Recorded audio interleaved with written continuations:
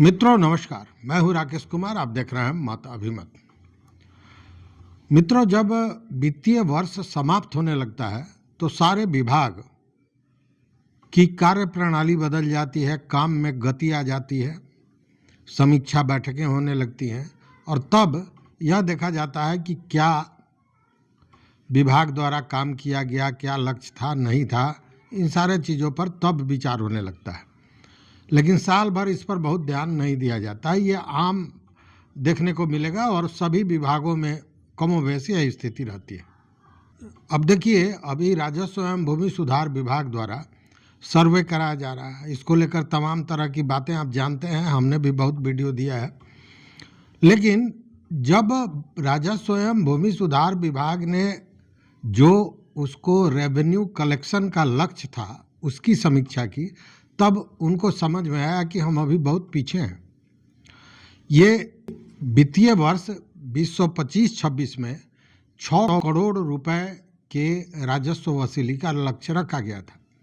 लेकिन जब बैठक हुई तो समीक्षा बैठक में ये देखा गया कि मात्र 435 करोड़ 78 लाख की वसूली हुई है जनवरी 31 तक, जो लक्ष्य का मात्र 66.14% होता है। उसके बाद लगान वसूली को लेकर संजीदा हो गई विभाग, और विभाग ने अब यह फैसला लिया है कि जितने भी वैसे भूधारी हैं जिनके पास बड़ी रकम लगान की है, जो बकाया है, उन लोगों पर कार्रवाई की जाए। मतलब उन लोगों पर सर्टिफिकेट केस किया जाए और जबरन इसको कहें कि वसूली की जाए भूमि लगान का। चूँकि कानून के तहत, जबरन का मतलब ज़बरदस्ती नहीं, जबरन का मतलब कानून के जो प्रावधान है उसके तहत। अब देखिए कि राजस्व एवं भूमि सुधार के विभाग के जो सचिव हैं जय सिंह, उन्होंने सभी जिलाधिकारियों को, सभी उप विकास आयुक्त मतलब डीडीसी को पत्र लिखा है और पत्र में ये कहा है कि लोक मांग वसूली मतलब पीडीआर एक्ट के तहत वैसे लोगों से जिनके यहाँ बड़ी रकम बकाया है भू लगान की, उसकी वसूली की जाए। और इसको लेकर तमाम दिशा निर्देश भी दिए गए हैं। ज्ञात हो कि 10 फरवरी को एक बैठक हुई थी मुख्य सचिव अमृतलाल मीणा के अध्यक्षता में, और इस समीक्षा बैठक में जो चीज़ें आईं उसके बाद इस तरह का फैसला विभाग ने किया है। चूँकि अमृतलाल मीणा जो मुख्य सचिव हैं, उनके अध्यक्षता में जब बैठक हुई और तमाम बिंदुओं पर चर्चा की गई और समीक्षा की गई, तो देखा गया कि लक्ष्य प्राप्ति में अभी बहुत पीछे है विभाग। तो इसको लेकर यह संजीदगी दिखाई गई। और सबसे बड़ी बात क्या है कि वित्तीय वर्ष समाप्त होने जा रहा है, उस स्थिति में जो एक लक्ष्य है वो पूरा नहीं हुआ, जिसको लेकर ये सारी कार्रवाइयाँ चल रही हैं। और इसको लेकर जो पत्र दिया गया है, तो उस पत्र में बाज़ाब्ता ये सभी जिलाधिकारियों और डीडीसी को ये कहा गया है कि भूधारियों के बीच इसका प्रचार प्रसार किया जाए कि वो 31 मार्च के पूर्व जो बकाया राशि है लगान की, उसको जमा कर दें। पहली बात, मतलब कि एक जागरूकता फैलाई जाए कि लगान जमा करना है और अंतिम तिथि 31 मार्च है। राजस्व कर्मचारियों को भी यह निर्देश देने को कहा गया है कि वो जो हल्का कर्मचारी हैं वो गांव में जाएं, वहाँ पे शिविर लगाएं और उन लोगों को चिन्हित करें जो लोग जिन लोगों के पास बकाया है लगान, और उनसे उसकी वसूली करें। साथ में यह भी कहा गया है कि अगर वसूली नहीं हो पाती है, मतलब बकायादार वह पैसा नहीं जमा कराते हैं लगान का, उस स्थिति में उनको पीडीआर एक्ट के तहत उन पर कार्रवाई हुई। मतलब कि वो मामला सर्टिफिकेट केस में चला जाएगा, नीलाम पत्रवाद उस पर दायर होगा और उसके बाद वो पैसा की वसूली उनसे की जाएगी।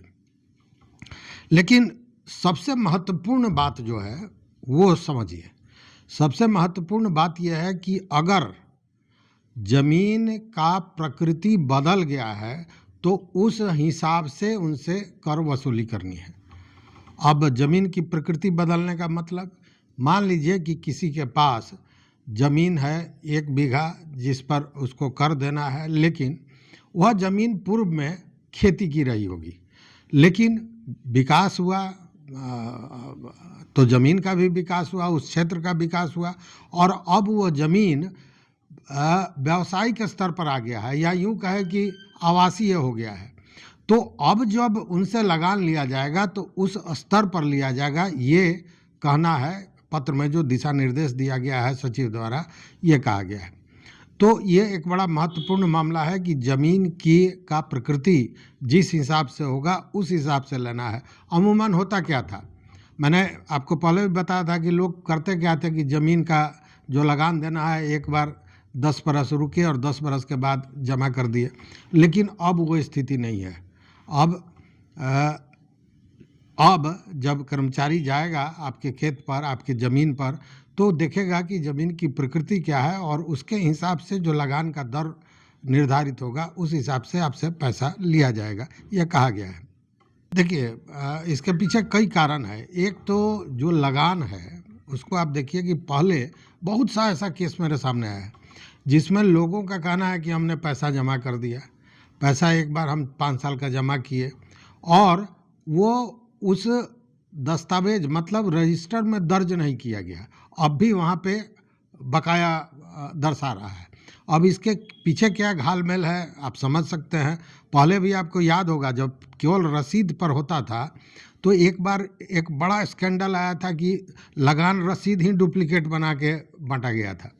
तो इस तरह का स्कैंडल होता रहा है। तो कहने का मतलब है कि पहले इस तरह की चीज़ें होती थी, घपला होता था, इसमें कहीं शक नहीं है।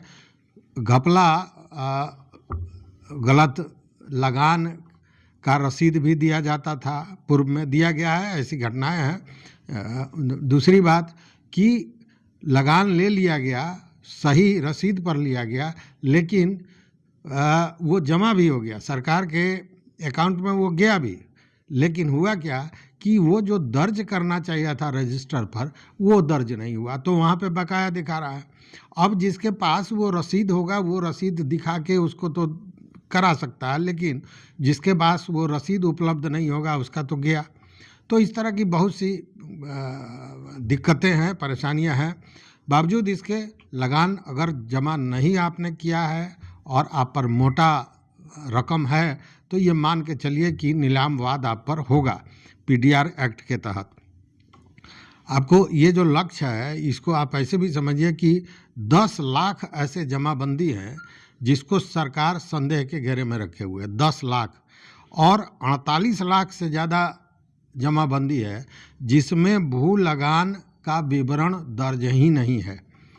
तो भू लगान का विवरण, जैसा हमने पहले भी कहा, भू लगान का विवरण ही दर्ज नहीं है।